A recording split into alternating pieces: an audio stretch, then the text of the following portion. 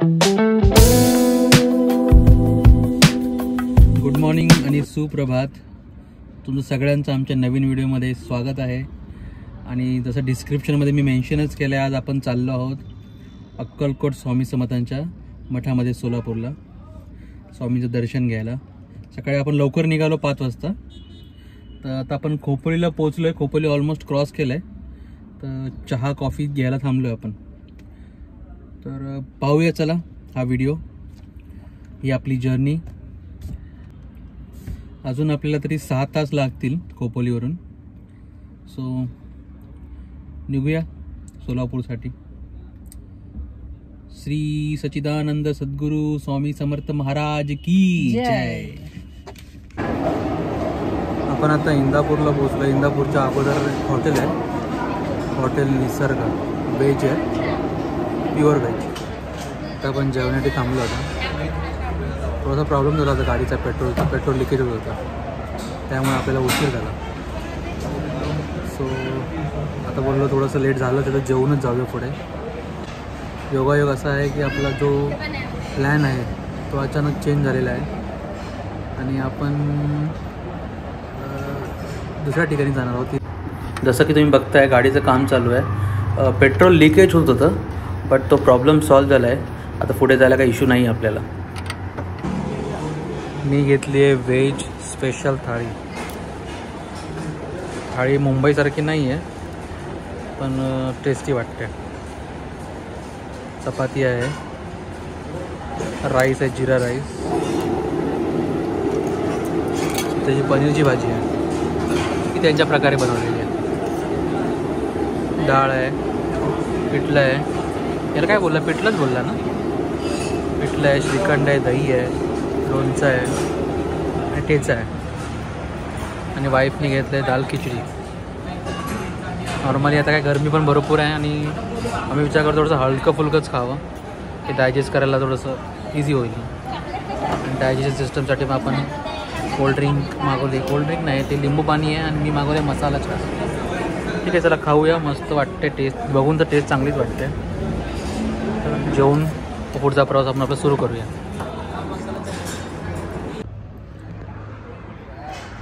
आता वाजले 3:30 आणि आपण सकाळी 6 वाजता निघालो होतो. आपण पोचलो आहे आता, लोणी क्रॉस केलं आहे. इंदापूरच्या आधी एक हॉटेल निसर्ग करून इथे थांबलो आहे जेवणासाठी. जेवण खूप भारी होतं, खूप चांगली टेस्ट होती. त्यामुळे मी आवर्जून सांगेन तुम्हाला, कधी पंढरपूर साईड किंवा अक्कलकोट साईड तुम्हाला यायचं असेल तर इंदापूरच्या अगोदर हे निसर्ग हॉटेल आहे, थांबून तुम्ही नक्की जेवण करा. टेस्ट खूप चांगली आहे, स्पेस पण भरपूर आहे. आमचा थोडासा प्लॅन चेंज झाला आहे. ॲक्च्युली गाडी थोडा प्रॉब्लेम दिला होता, पेट्रोल लिकेज होतं, ते झालं, प्रॉब्लेम फिक्स केला आम्ही. बट त्या अगोदर आमचा प्लॅन चेंज झाला होता. अक्कलकोट आपण चाललो होतो, बट आपल्या मनात ठरलं की आपण वाया पंढरपूर करून अक्कलकोटला जाऊया, विठ्ठल माऊलीचं पण दर्शन घेऊया. सो आपल्याला थोडं लेट झालं आहे, पण आपण लवकरात लवकर पोहोचण्याचा प्रयत्न करूया. आता टायमिंग तर मला अजून तर ऑनलाईन पण दिसत नाही आहे ना, आम्हाला पण काही टाईम माहिती नाही मंदिराचा. होपसो एवढे प्रयत्न करतो आहे तर आपल्याला दर्शन तर मिळेलच. आणि ठीक आहे, चल निघूया. दर्शन मिळणार, 100% मिळणार. सो अजून आम्ही निघतोय तर 3:30 वाजता आहे. 1.5 तासाचा प्रवास आहे अजून, 1-1.5 तासाचा. चला निघूया मग, पोचूया लवकरात लवकर पंढरपूरला. श्री हरी विठ्ठल जय हरी विठ्ठल, श्री हरी विठ्ठल जय हरी विठ्ठल. जसं की तुम्ही बघताय हायवे टच हॉटेल आहे, त्यामुळे शोधायचा काय प्रॉब्लेम नाही आहे. इझिली तुम्हाला हे हॉटेल हायवेला दिसेल. पार्किंगची पण चांगली सोय आहे आणि खूप स्पेस आहे हॉटेलमध्ये. आणि जेवण तर जसं तुम्हाला सांगितलं आहे मी, खूप टेस्टीच आहे. इंदापूरवरून पुढे राईट मारला पंढरपूरसाठी, तर इथे एक धरण दिसतं आहे. थोडीशी माहिती घेतली आम्ही. सो कळालं की ही भीमा नदी आहे आणि भीमा नदीवरती हे धरण बांधलं आहे. व्हिडिओमध्ये तर खूप लहान दिसतं आहे, पण खूप भव्य आहे, खूप मोठं आहे. भीमा नदी नदीवरचं धरण.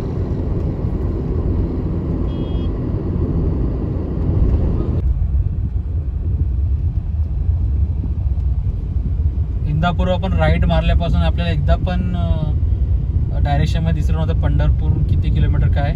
फायनली आपल्याला दिसलं आहे, हा बोर्ड लावला आहे पंढरपूर 40 किलोमीटर. सो आपण आता फक्त 1 तासाचा प्रवास आहे आपला. चला लवकरात लवकर पोहोचूया.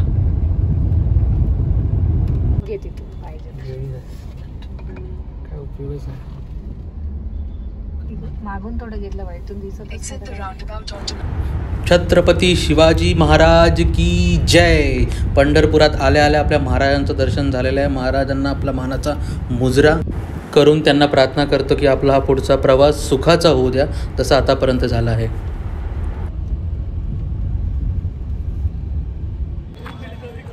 फायनली आपण पंढरपूरमध्ये पोचलेलो आहे आणि मंदिराजवळच पार्किंग छान सोय आहे आणि वॉशरूमची पण सोय व्यवस्थित आहे.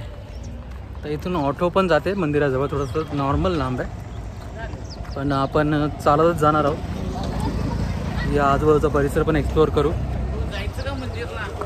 सो चला निघूया. मंदिराजवळ जेव्हा पोचेन मी तेव्हा काही बघू आतमध्ये तर शूट करता मिळेल की नाही मिळेल माहिती नाही, बाहेरून थोडंसं शूट करू आपण. सो खूप ब्लेस वाटतं आहे. अचानक आमचा प्लॅन ठरला आणि तो सक्सेस झाला. काही अडचणी आल्या पण त्या अडचणी पण त्याच्यावर पण आम्ही मात दिली.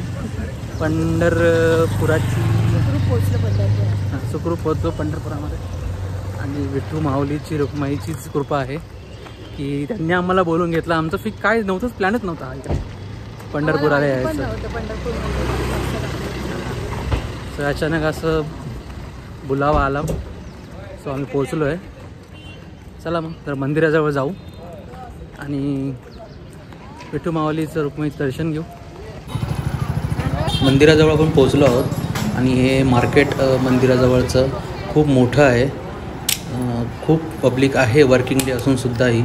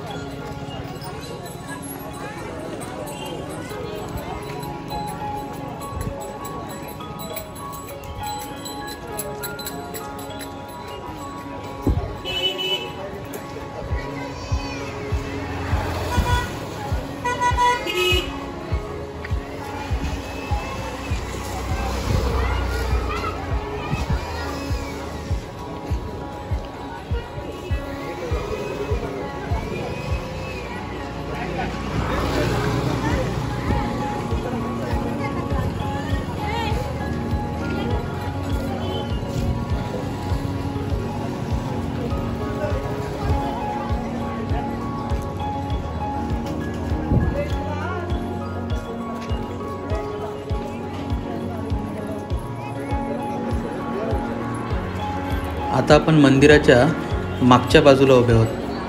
हा आहे मंदिराचा पश्चिम द्वार. हा एक्झिट आहे मंदिराचा. इथून आपण बाहेर पडणार आहोत. सो आपण पुढे जाऊया.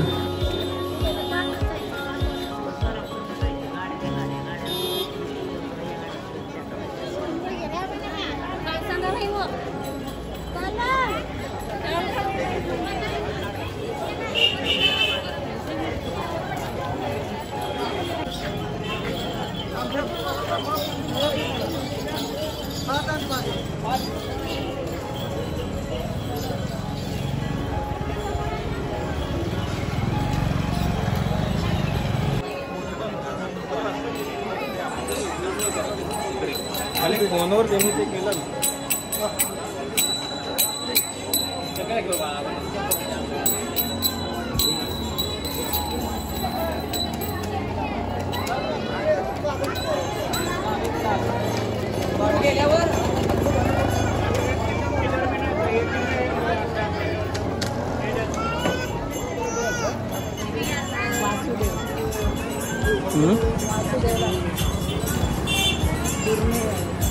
थोडं पुढे पुढे आम्ही विचारत आलो आहे आणि फायनली आम्हाला सांगितलं पुढे जाऊन राईटलाच मंदिराचं मेन गेट आहे, पण दर्शनासाठी तुम्हाला थोडं अजून मागे जावं लागेल. जिथून एक ब्रिज जातो, एक ब्रिज बनवला आहे लोखंडी, त्यातून आपल्याला एंट्री करून आतमध्ये मंदिरामध्ये डायरेक्टली जाता येणार नाही. पहिले एक 5-6 माळ्याची एक बिल्डिंग बांधली, त्याच्यामध्ये आपल्याला फिरत मंदिरामध्ये एंट्री मिळेल.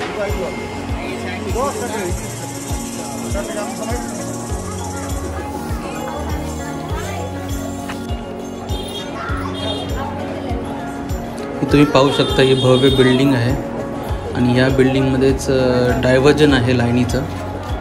सो आता सध्या तर एवढी गर्दी नाही आहे, मला वाटत वरती आपल्याला जावं लागेल. बट एकादशी या काही कार्यक्रमाच्या टायमाला हे डायव्हर्जन लोक करत असतील.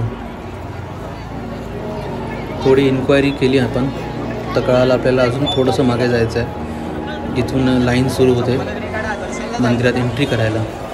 सो मे बी हे मंदिराचं मेन गेट असावं, त्याच्याबद्दल तर मी काही माहिती घेतली नाही. चला मग पुढे आपण दर्शन जिथून सुरू होतं त्या लाईनीसाठी आपण पुढे जाऊया. सो त्याच्या आधी आपल्याला मोबाईल आपले लॉकर रूममध्ये ठेवावे लागतील, कारण की फोटोज आणि व्हिडिओज बिलकुल अलाउड नाही, खूप स्ट्रिक आहे इथे. सो आपण मोबाईल लॉकर रूममध्ये ठेवूया आणि तिथे जवळच आपले शूज आणि चप्पल स्टँडवर ठेवून देऊया आणि पुढे जाऊया आपण दर्शनासाठी. फायनली विठ्ठल रखुमाईच्या चरणाला स्पर्श करून आमचं दर्शन झालेलं आहे. खूप आनंद वाटतो आहे. काही लोकांनी आम्हाला सांगितलं की मुखदर्शन काय खूप वेळ लागणार आहे, पण त्यांना हे माहिती नव्हतं की पांडुरंगाने आम्हाला बोलवून घेतलं आहे तर आम्हाला मुखदर्शन करून असंच पाठवणार नाही. त्यांनी आम्हाला गाभाऱ्यात बोलवलं आणि गाभाऱ्यात चरणस्पर्श करून आम्हाला दर्शन दिलं आहे. सो माझी इच्छा आहे की माझं एक सजेशन आहे, सगळ्यांनी यावं पंढरपुरात आणि माऊलीचं दर्शन घ्यावं. आणि जर काही चुकलं असेल आमच्याकडून तर आम्हाला माफ करावं. आणि जर व्हिडिओ आवडला असेल तर प्लीज कमेंट करा, लाईक करा, सबस्क्राईब करा आणि भेटूया आपल्या पुढच्या व्हिडिओमध्ये. तोपर्यंत बाय आणि थँक्यू फॉर वॉचिंग अस.